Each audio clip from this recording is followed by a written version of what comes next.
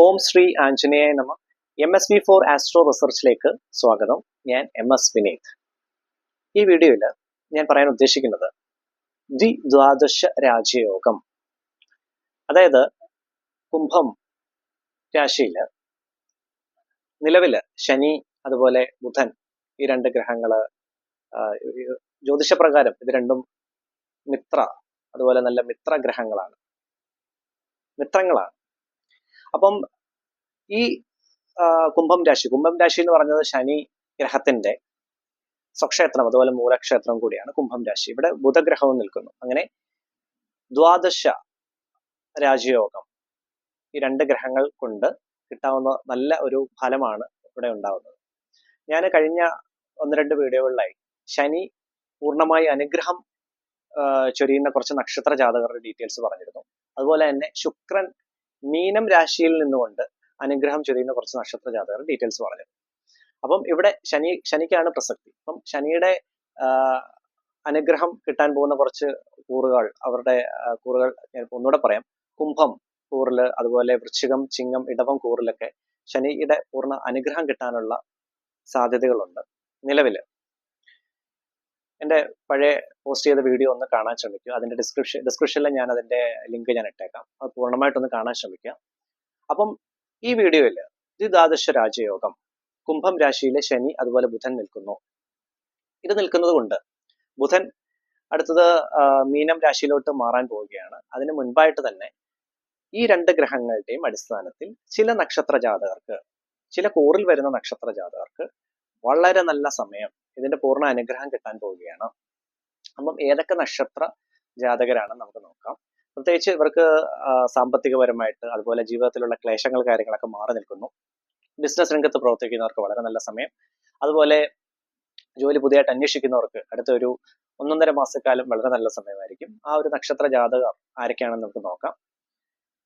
ആദ്യമായി കുംഭം കൂറിൽ വരുന്ന നക്ഷത്ര ജാതകർ, കുംഭം കൂറിൽ വരുന്ന നക്ഷത്ര ജാതകരായ അവിട്ടം പകുതി, ചതയം, അതുപോലെ പൂരുരുട്ടാതി മുക്കാൽ ഭാഗം. ഇവർക്ക് ഈ ഒരു ദ്വിദ്വാദശ രാജയോഗം ഉള്ളതുകൊണ്ട്, ശനിയുടെയും ബുധന്റെയും ആ ഒരു നോട്ടം ഉള്ളതുകൊണ്ട് സാമ്പത്തികപരമായിട്ട് നല്ല സമയമായിരിക്കും. അടുത്ത ഒരു 1.5 മാസക്കാലം നിങ്ങൾക്ക് കുടിശ്ശിക, കൊടുത്ത പണം ഒക്കെ തിരിച്ചു കിട്ടാനൊക്കെ ബുദ്ധിമുട്ടുള്ളവർക്ക് അത് കിട്ടാനുള്ള ഒരു സാധ്യത, അതുപോലെ നല്ല വാർത്തകളൊക്കെ കേൾക്കാനുള്ള ഒരു ഭാഗ്യം ഉണ്ടാവുന്നു. ജീവിതത്തിൽ നല്ല സന്തോഷം ഇതൊക്കെ ഉണ്ടാവുന്നു. മനക്ലേശങ്ങളൊക്കെ മാറി നിൽക്കുന്നു. അടുത്തൊരു 1.5 മാസക്കാലം നിങ്ങൾക്ക് ഈ ഒരു അനുഗ്രഹം നിങ്ങൾക്ക് ഉണ്ടാവുന്നതാണ്. അതുപോലെ ദാമ്പത്യ പ്രശ്നങ്ങളൊക്കെ ഉള്ളവർക്ക് വളരെ അതുങ്ങളുടെ പ്രശ്നങ്ങളൊക്കെ മാറി നിൽക്കുന്നു. കുട്ടികൾ പഠനത്തിലൊക്കെ പിന്നോട്ട് നിൽക്കുന്ന കുട്ടികൾക്കൊക്കെ കുറച്ച് ശ്രദ്ധ കേന്ദ്രീകരിച്ച് പഠിക്കാൻ ഉള്ള സമയം ഒക്കെ ഒരു അനുഗ്രഹമൊക്കെ ഉണ്ടാകുന്നു. പ്രത്യേകിച്ച് ഇപ്പോൾ പബ്ലിക് എക്സാം ഒക്കെ വരികയാണ്. അപ്പം ഈ ഒരു കുംഭം രാശിയിൽ വരുന്ന നക്ഷത്ര ജാതകർക്കൊക്കെ വളരെ നല്ല സമയമാണ്. അപ്പോൾ അവർക്ക് ഇങ്ങനെയുള്ള കാര്യങ്ങളൊക്കെ കൂടുതൽ അനുഗ്രഹം കിട്ടും.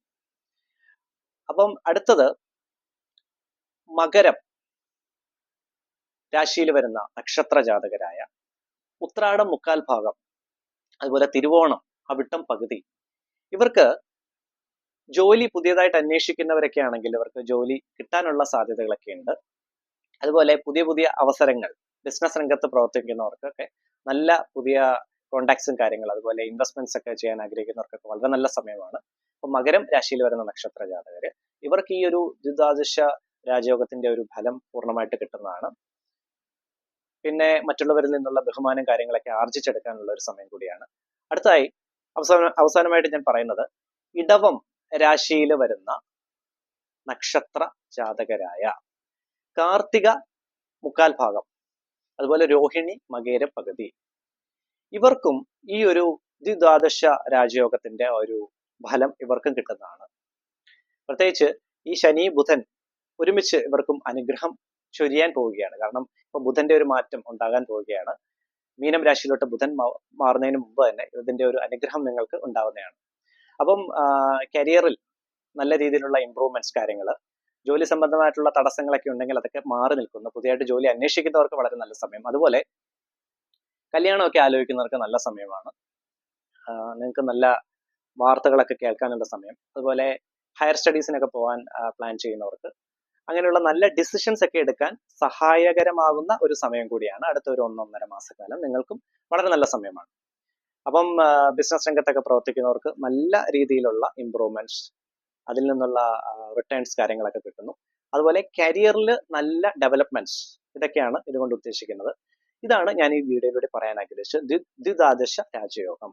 അപ്പം ഈ 3 രാശിയിൽ വരുന്ന നക്ഷത്ര ജാതകർ, അപ്പം കുംഭം രാശിയിൽ വരുന്ന നക്ഷത്ര ജാതകര്, മകരം രാശിയിൽ വരുന്ന നക്ഷത്ര ജാതകർ, അതുപോലെ ഇടവം രാശിയിൽ വരുന്ന നക്ഷത്ര ജാതകർ, ഇവർക്ക് വളരെ നല്ല സമയം, അടുത്തൊരു 1-1.5 മാസക്കാലം വളരെ നല്ല സമയമാണ്. ഇതാണ് ഈ വീഡിയോയിലൂടെ പറയാൻ ആഗ്രഹിച്ചത്. അതുപോലെ നിങ്ങൾ എൻ്റെ ചാനൽ ആദ്യമായിട്ടാണ് കാണുന്നതെങ്കിൽ ദയവ് ചെയ്ത് സബ്സ്ക്രൈബ് ചെയ്യുക.